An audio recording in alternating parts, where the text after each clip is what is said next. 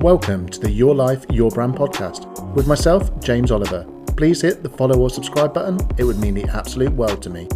On this episode, I'm joined by Jo Bevilacqua. Jo has been there and done it, raising children while founding and scaling 3 successful businesses. Her ambition is to create a space to empower women to have the confidence to run their own businesses. She teaches and lives by information plus implementation equals impact. So, let's dive right in. Jo, thank you so much for joining me on the podcast. Thanks for having me. I think the logical place for us to go back to is the beginning. So how did your career start for you? I think for me, I've always had that sense of independence. And from the age of 13, I definitely wanted to create my own money, my own independence. I thought that money would give me options, which I still believe to this day, really. So I got a little kind of part-time job. My first ever job was in an ice cream van. I lasted about 2 weeks. Unlimited ice cream sounds delightful, but it got a bit sickly after a while. But really my career started in retail at 16. Worked in a shop called JD Sports. Loved it. It was so much fun. Was able to manage that with college, or sixth form at the time, actually. I went to sixth form because that's what was suggested that you were to do, and then go to university. It didn't really sit right with me. I think I more went to sixth form just to hang out with my friends and stuff like that in the common room. It was much more about, for me, going into the working environment and learning from that rather than education. But I did it because that was what was expected of me. But it didn't last very long. I dropped out of sixth form probably after the first term, and then started working full-time at JD. Parents very disappointed. So then following September, I decided to go back to college and do business studies. I've always had a fascination with business and the opportunities that I thought being in business could give you. And again, it wasn't what I expected it to be. It was all about reading balance sheets and profit and loss sheets, and it was all very boring to me. Not the exciting stuff. No, not at all. And I'm this sort of person that if I get something, I get it, great, move on to the next. So doing kind of profit and loss sheets and balance sheets for term after term just didn't excite me whatsoever. So then I dropped out of sixth form and then I dropped out of college, and I started working in a shop called Phones for You. And many people would see that as just another job in retail, but actually it was so much more than that. I learnt how to do sales. I learned about customer experience. I learned about profits of products that you sell and services that you sell, and upsells and cross sales, and being a part of a team and reaching targets. And I just loved the buzz of earning really great money, which I was. I mean, I was 18 taking home £2,500 a month. And I was fascinated by making a great amount of money while serving clients with what they wanted. They would come in and they would know that they needed a phone or they wanted a phone, but they weren't sure on what was going to be the best deal for them. I really fell in love with sales and customer service in that role. And I did that for quite a few years. And then I kind of went through a lot of stuff personally and realized that actually money wasn't everything and that I wanted to change. So I then decided to do an apprenticeship in childcare, which is something completely different. So I did that for a few years, managed to finish my apprenticeship, and then got a role of room supervisor at a nursery, which I really loved. I loved the engagement and the nurturing side of that role. These little people coming to you. I was in a toddler room, not being able to really speak and be independent. And we just taught them so much and gave them so much confidence in themselves. And we just had fun. So I really loved that. And then I fell pregnant with my daughter, and that kind of changed everything for me. And I wanted to be in a role, or I wanted to do something that was going to allow me to enjoy what I do, use my brain, but also have time for my kids, right? I didn't want to have kids and have to ask the permission of somebody else to go and watch them in the sports plays or going for open afternoons to see their work. And working in a nursery, I saw so many parents that would drop their kids off at 8 o'clock in the morning and pick them up at 6 o'clock at night and couldn't come and do all the fun stuff with them because they had to work to pay the bills, or their employers weren't very flexible. And that just wasn't how I envisioned being a parent. And I get that for some people there is no other option, and that is the case, and I absolutely respect that and appreciate that, but that's not what I wanted for myself. So on maternity leave, and my husband was declined an extended paternity leave, and being maybe hormonal or strong-headed, I'm not sure what it was at the time, I decided that just wasn't good enough. He was very good at what he did. He'd done flooring pretty much since he left school. And I decided that we were going to go out on our own, and no one was going to be able to tell us when we could take holiday or when we couldn't take holiday. So I went to the bank. We got a 20 grand personal loan because it was much easier than getting a business loan. We bought a van. We got a website done and business cards, and social media was kind of really only used then for personal stuff, but I really kind of utilized that on promoting our business. And it got quite busy quite quickly, which was great. And that allowed me to stay at home and do admin and marketing, and enabled him to go out and do the quoting and the fitting and stuff like that. So it worked really well for us. And then I decided that I also wanted to become a social worker. So I did a degree in childhood services at the same time. So you can imagine having a 3-month-old enrolling in university and starting a business. But I just love the buzz of always having something to do. I'm not someone that likes to kind of just sit and do nothing. And it really works for us. So the goal was to build the business up. I was going to go into social care. And then I got pregnant again. And again, that changes your priorities and what you want to do. Childcare is obviously very expensive. And I remember having a hairdresser come to my house, because I don't know if there's any parents listening, but when you have kind of babysitting credits with friends or grandparents, you want to make sure that you use those credits for things like weddings or christenings or date nights or special occasions. You don't necessarily want to cash in those credits just to go and have your hair done. For the day-to-day norm. Yeah, exactly. And I was talking to my hairdresser, and I was like, wouldn't it be great if you could go to a salon and there'd be a creche or something on site? It's that you just needed for a couple of hours. You weren't committed to signing them up for 1 day a week, every single week for the foreseeable. And it was just a conversation. And then that night, I laid in bed and I thought, why isn't there a salon with a creche? And then I woke up the next day and I was like, why isn't there a salon with a creche? And went on Google and found that there was probably places where there was a salon with a room with a chair and a table and some crayons that were out there, but no one had taken it really seriously. And then I started talking to friends about it, and I was like, what do you think to this idea? And their reaction just told me that actually they believed in that this was something that people needed as much as I believed that it was something that people needed. So within 6 weeks, I'd put a 40-page business plan together, and gone to a bank, and they were like, yep, absolutely, this is a great concept, but obviously you have no experience in this arena. You've started a business once before, but this is a whole new kind of opening a whole shop with a big team and in an industry that you don't know, so we're going to charge you an astronomical interest rate on this loan. And I thought, okay, that's great. We've got that option, but what other options do we have? So I went to a family member, showed them the business plan and said, if I borrowed the money off you, would you do it at a cheaper interest rate? And they said, yes, absolutely, no problems. And that was the start of Serenity Love. So wow. I had the idea in June 2011. I had my second daughter, August 2011.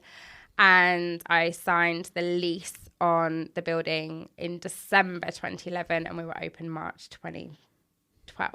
Wow. Yeah. And still going today? And it's still going today. Yeah, we've been open 10 years.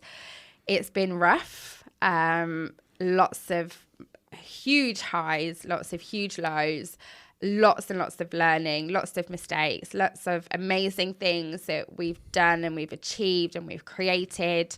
It's almost like my third baby without a shadow of a doubt. And that's great. We've been open 10 years. After about 5 years, I didn't see myself being in there for the foreseeable, doing the day-to-day. I'd really built the team to be quite self-sufficient. So if anything, I was always in the way.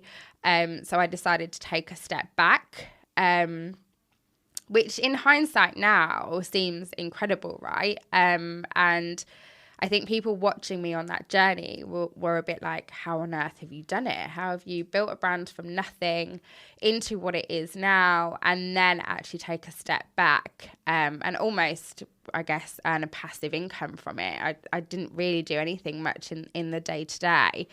And then that started to create lots of conversations with people. So everybody was very curious. I had somebody approach me at an event and say, I've been in business 19 years and I've never taken more than a week off with my family. How on earth have you done it? And there was lots of conversations about that. And I think entrepreneurship then became very fashionable on social media and the whole work-life balance. I mean, if you want to start a business, there's no such thing as work-life balance at the beginning. But people were attracted to, I guess, what I was attracted to. And controlling your own destiny and somebody else not saying you're worthy of earning X amount or no, you can't have this holiday or this day off. And people were really attracted to that. So I started having a lot of people wanting to take me out for coffees and teas and lunches and pick my brains about new businesses or scaling their businesses.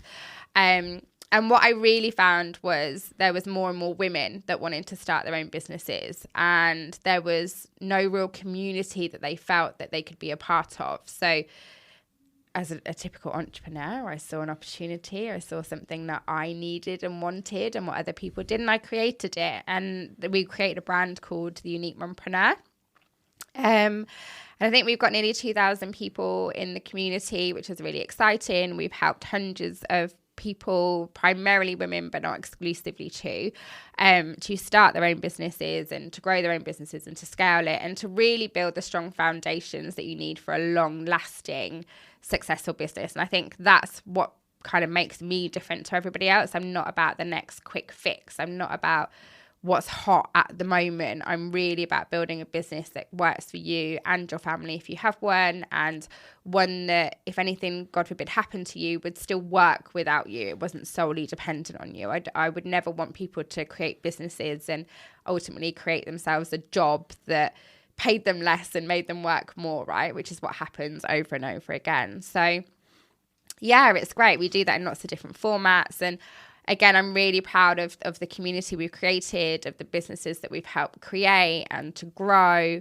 And I think that it really ties into my whole journey in business my whole working journey has helped get me here. It has the nurturing impact to it. It has the educational part to it and the business part of it. So it kind of accumulates everything that I love doing on a day-to-day basis. So bit of a long-winded answer there, I think. No, not at all. It's amazing to hear your journey kind of from start to finish. And there's a few points in there that I'd love to kind of circle back to throughout our time talking. But I think one for me was you've went through a range of jobs, let's say, in the early part of your career, not necessarily going on to the entrepreneurship journey early on, although I see sales and entrepreneurship as hand in hand. And then you mentioned that you started a hair and beauty salon, but with absolutely no experience in the market, just seeing a problem and having a vision for the solution. How do you think that helped you create a radical approach to the norm in that business? I think it really helped me, and I always saw that as a positive. Everybody else saw it as a negative, right? There was friends and family who were really worried about me taking on this huge responsibility.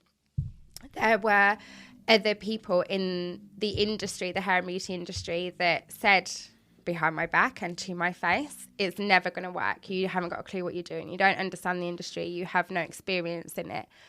And that everybody else saw it as a negative, but I had to see it as a positive. There were so many things that as a consumer, I saw that people weren't getting right. And being able to see it from the outside in was invaluable. And I saw it, as much as I love it, and it is a passion for me, and I love the hairstyles that we create and the color transformations that we do and all of that. For me, it was much more about the experience. It was about what impact we could have. It was about treating it as a business and not a passion or a hobby, because so many hairdressers and beauticians, they love what they do. They love the creative side. I am not creative whatsoever. Like I would be the last person that you would want to do your hair. But for me, I treated it as a business from the very beginning. So we nailed our branding, we nailed our marketing, we nailed the customer experience, we nailed getting the right team. I mean, that took a little bit longer, but we really worked hard on our team and the knowledge and the development and getting the best out of them. I wasn't solely focused behind the chair 50 hours a week like many other salon owners are, in that kind of experience where they are, I say doing the clients, that sounds a bit wrong, but I can't think of another word right now. But they're not serving the client. They're serving the clients. I wasn't. So I could solely concentrate on strategy and future planning and the firefighting that needed to be done maybe on a daily or weekly basis without having the distraction of doing the delivery of the service, if that makes sense. So you were purely focused on the business rather than in? Absolutely. Oh, amazing. Yeah. Another thing I want to come back to is you mentioned it was your second child, I believe you said, and you were laying in bed and thinking, why isn't this a thing anymore? And you saw that problem there. And ultimately, you and your partner at the time had a business, but this was probably a complete other level, because the first business was very much something that you both knew. He knew it entirety, really. And we worked from home and you worked well. from home. Yeah. So let's say this is a proper leap into the big business world. Yeah. How did that feel at the time? Scary as shit. Like, it really was. And I would go to bed every night and I would be having conversations and I would be doing the planning, and during the day I'd be like, what have I got myself into? Like, what am I doing?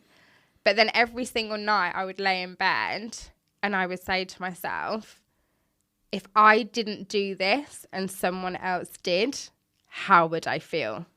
And the answer always was, I would feel gutted. I would feel like it was the biggest failure, the biggest mistake of my life. Like, that would be one of the things on my deathbed that I would regret, and I don't want to live with regrets.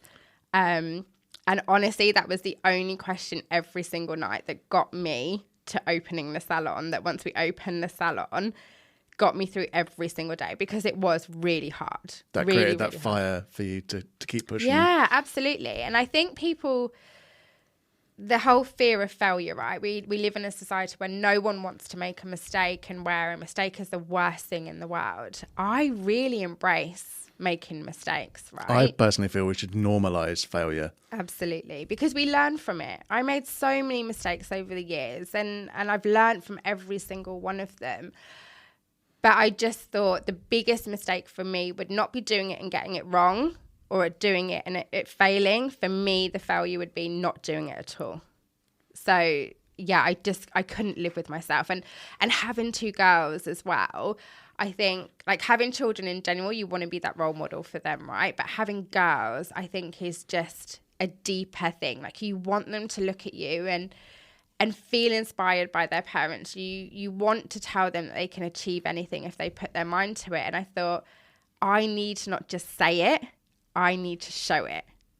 And they need to grow up knowing that actually I had an idea, my gut told me it would work, and I needed to fight for it and to make it happen. I didn't want to be, there was lots of people when we were talking about it and we put it out there, lots of people that messaged me from all over the country, really, and still do now.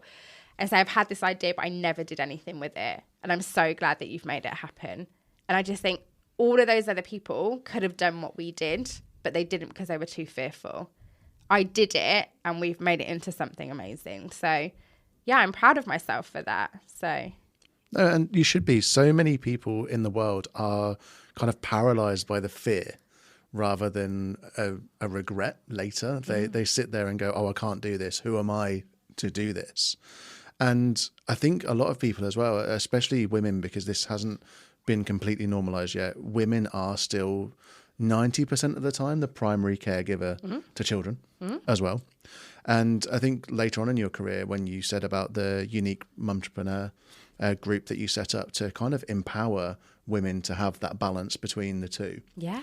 And again, before our interview, I was taking a look at your book, so no longer last on the list. And I feel like this is something all business people do, not just females with children, but they put themselves last with regards to their well-being in its entirety. So after their employees and also their family lives as well. But I'm a great believer in, without you, there would be nothing, and they wouldn't have you to take care of themselves. So you should be kind of taking care of yourself. What advice would you give to someone who feels like their priorities are completely unbalanced right now? Yeah, I think I've definitely been in that situation, right? I have definitely got a bit of an obsessive personality. I think that's something that we as entrepreneurs have and almost need, because we need to be obsessed with our vision and what we want to create. But that can come to a detriment of yourself and your health and your well-being for sure. But it shouldn't. You're right. And that's definitely why I wrote the book, because if you are, like you say, the main caregiver, if you've got a family or you've got a business or you've got a high-flying career, you can only go so far with passion and energy. You need to be able to make sure that you are on top form. You are the main driver of your business, and you can't be the main driver if you are absolutely exhausted, if you are sluggish, if you've got brain fog, if you are working 16 hours a day, if you're firefighting and you're living on adrenaline 24/7. That's not sustainable for a long amount of time, and you're going to end up burning out, having a breakdown, or giving up completely is what I see quite a lot. And this isn't me saying that you can work 4 hours a week and you can grow this incredible business. Like, I'm not for that either. Like, you have to put the graft in. But as the main driver of your family or your business, you have to look after you first. You have to learn to say no to the things or the people or the situations or the places that you're being invited to. If that's not going to serve you at that time, you have to say no to the relationships of the people that are not supportive, who are negative. That's as important as going to the gym, right? There's so many different aspects of well-being at the moment, and it is about eating well and it is about exercise, but it's also about the mental load that we carry as adults in this day and age. I think every generation feels kind of hard done by in some way or another, and certain things get easier for us. I mean, we don't have to hand wash our clothes like maybe our grandparents did or anything like that. But actually, we now have the pressure in this society of raising a family, of maybe looking after aging parents, of having a career, of having really healthy relationships, of having the best marriage, of being the best friend, of having the perfect life, of having the nice holidays, and working hard for all that stuff for our kids to be perfect. Like, there's so many external pressures, and that's without even bringing our business into it, right? I think we all want epic, don't we? We all want epic. We all want more. We're all conditioned to want more and more and more and more. And I don't live by that. I live quite a modest life, I think. And it's really about going into you and what your values are and what's great for your well-being. If you want all of that stuff, that's great. But for me, true well-being is really kind of connecting with yourself and thinking, what are my values? What's important to me? and concentrating on that. So for me, it's building up businesses that can make impacts, that can forge careers, who can do positive in the community, who can give the best experiences to our clients. For me, it's about having time to be creative and see the opportunities, because that's what I'm really great at, and that's what all entrepreneurs are really great at. And it's giving myself time to do that and then deliver what I want to deliver, but also to be there for my kids as they grow up as well, and be there for my parents as they get older, and the people close to me. So for me, it is about what makes me happy. And if anyone's listening, it really is about taking time for you to think about actually who are you and what makes you happy. Like, take away all the labels that we accumulate day after day, week after week, month after month. And as we get older, we have more and more labels that we have to deal with. But actually, who are you as a person and what makes you happy? Because ultimately you have to get clear on that, because then every decision that you have to make is a yes or a no. Is it going to help you become more of that person that you really want to be? I don't know if that was the right answer, but I think well-being is so important, and you have to look after yourself. And it's so important that you are a priority, I think, because people will take. As an adult, as a business owner, people will want things from you. There's some days I wake up and my phone's going mental, and there's this team wants something, and this team wants something, and this friend wants something. And sometimes you just have to just say no, because you need to do what's right for you. Because if you're exhausted, if you're burnt out, you're not good for anybody. And what have you created then? A life that is completely got out of control, a business that is completely got out of control, that is going to be really, really hard to rein back in. And I think when I work with people with their businesses, we always start with, what is going to make you happy? What do you want your business to do for you? Not what do you want to do for your business, or what do you want to do for your clients? What do you want your business to do for you? And let's build your business so that it echoes what you actually want.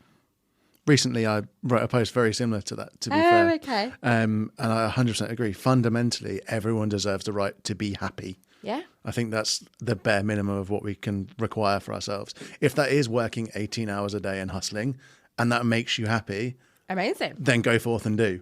But if you want to spend time with your kids and that makes you happy, go forth and do that. Go and do it.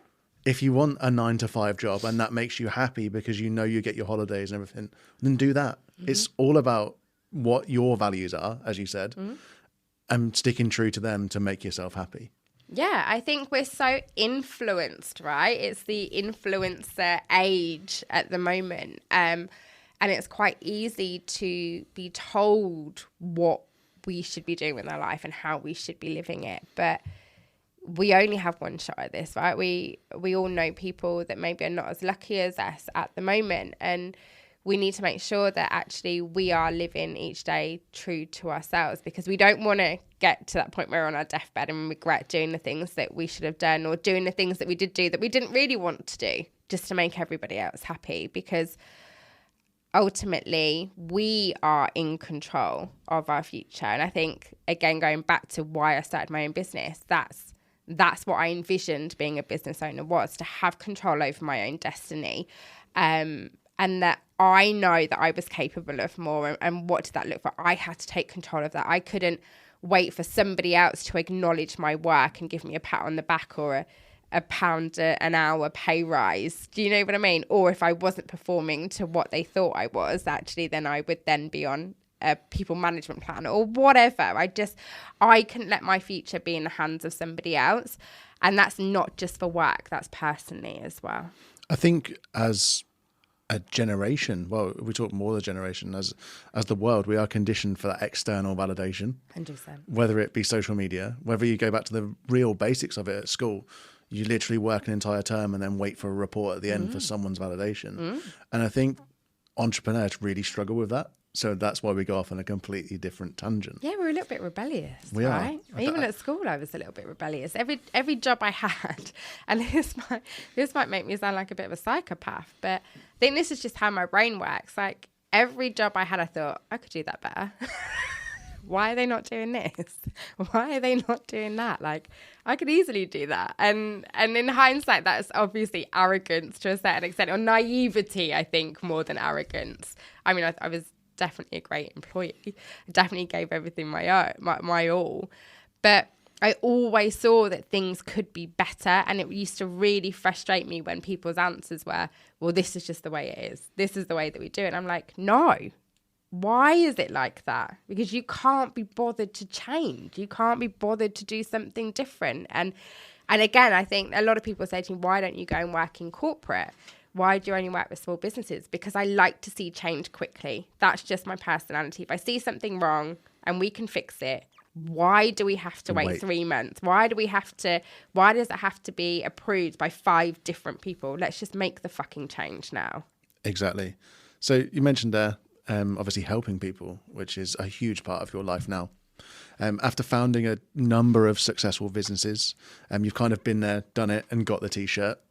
And now you want to share your knowledge with a number of established and aspiring business owners to kind of help them on their journeys as well.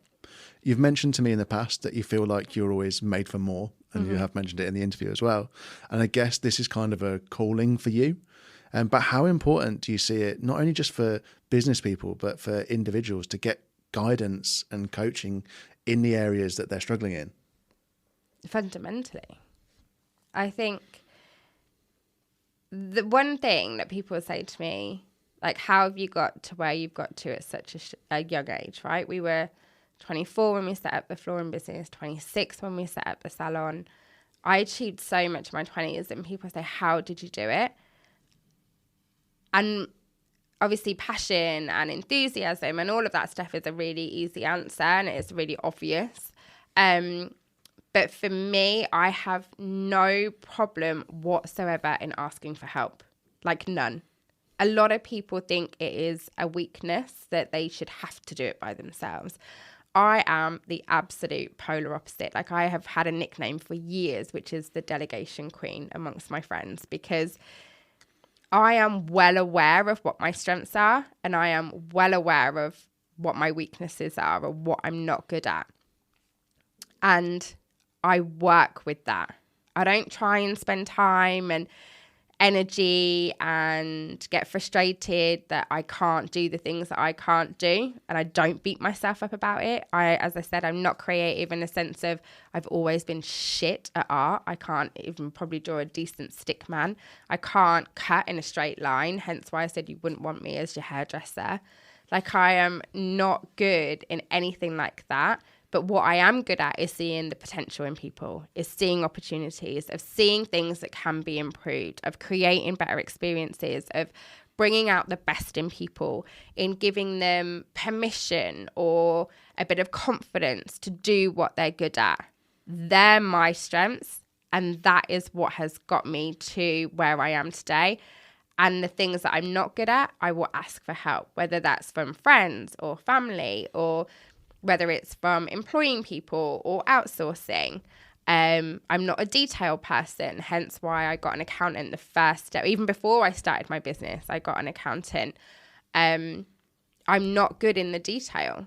I can write an epic post, but I guarantee if I publish it straight away without going through, there'll be loads of spelling mistakes, because that's just the person that I am. So yeah, asking for help and asking for mentoring or following in the footsteps of people that have done it before have been absolutely fundamental to my success. When we started the Serenity brand, the things that I failed on wouldn't have happened if I'd had a mentor at the time. So for the first kind of 7 years of business, I didn't even know there was such a thing called a mentor. I didn't even know it existed. I had never picked up a business book. I literally worked everything out of myself. And then I went on a hen do once, and the flight got delayed, and the bride said, I'm going to go and have a look in WH Smith and see what business books they've got. And I was like, business books? Like, what does that even mean? And I was expecting it to be like the textbooks that I got at like college from business studies. And I went, and it just opened this whole new world to me of like personal development and business development. And then from there, I was just addicted to learning and changing and adapting and introducing new things and getting rid of things and stuff like that. And then I started going to events, and then I had a mentor, and it just opened a whole new world to me. And I just thought, why the hell did I not do this earlier?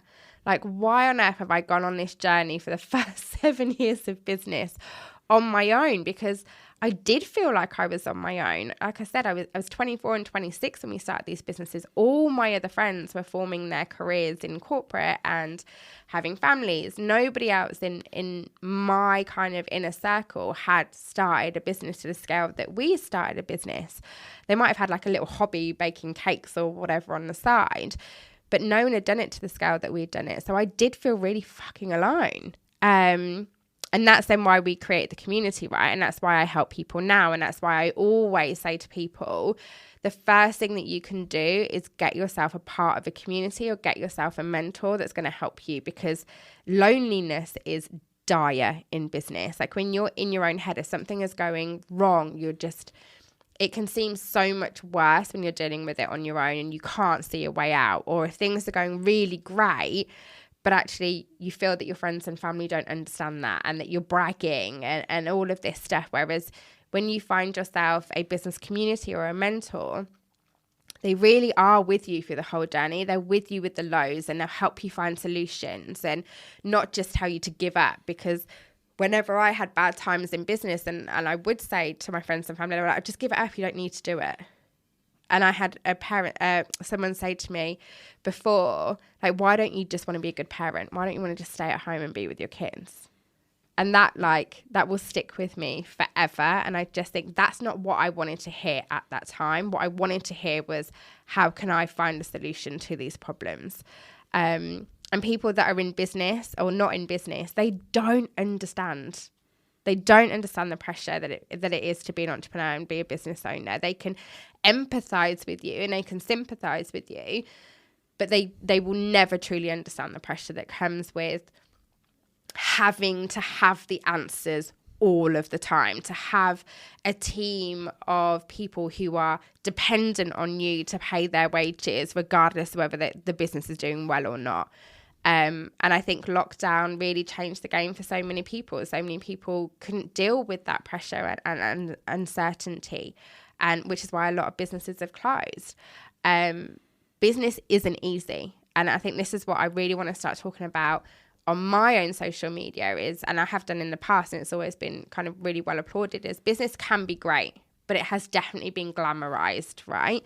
Nobody talks about the nitty gritty, the shit times that come with being in business and the absolute lows that you can feel.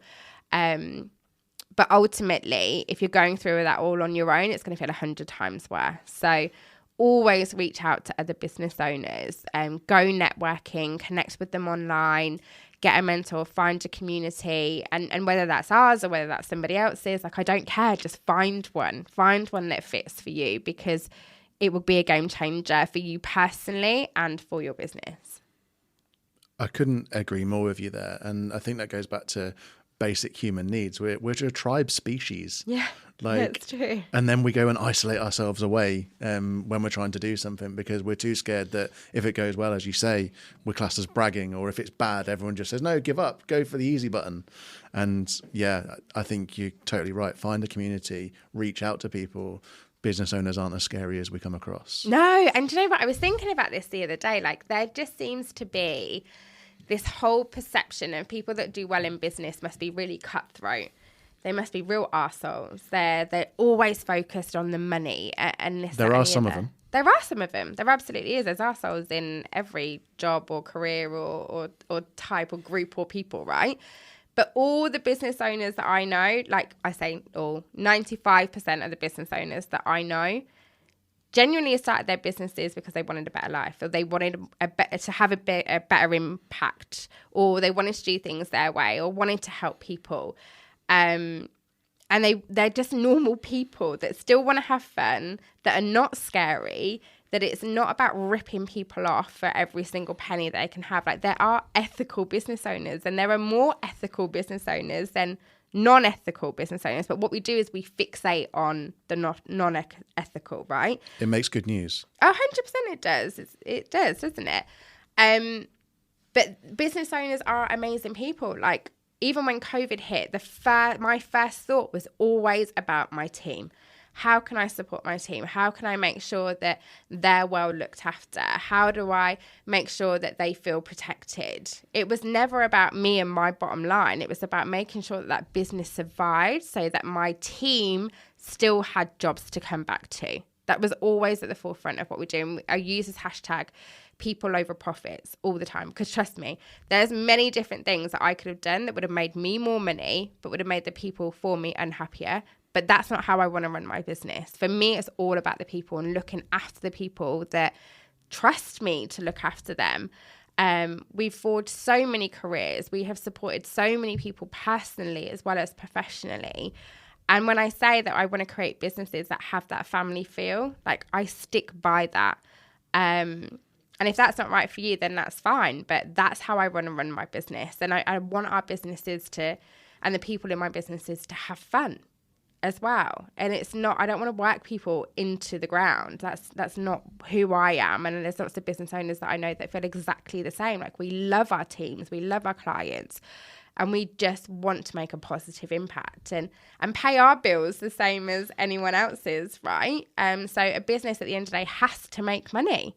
And there's some decisions that a business owner has to make that might not be liked by everybody. I mean, we just did a price increase at the salon, and of course it wasn't liked by people, but we've had to do it to make sure that the business survives. We've had a really rough 2.5 years, and it's not over.